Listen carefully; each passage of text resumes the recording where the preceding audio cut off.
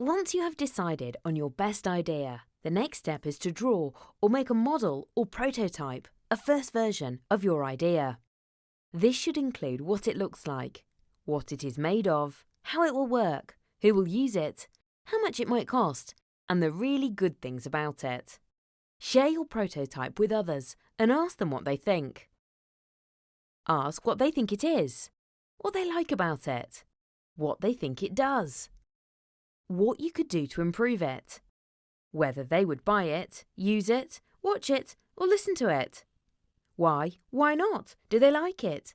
Listen to their comments again and keep changing it, refining it, editing it, and improving it until they love it. This is called iterating.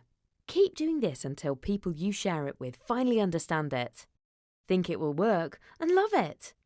When you have reached this stage, you have created your minimum lovable product, MLP.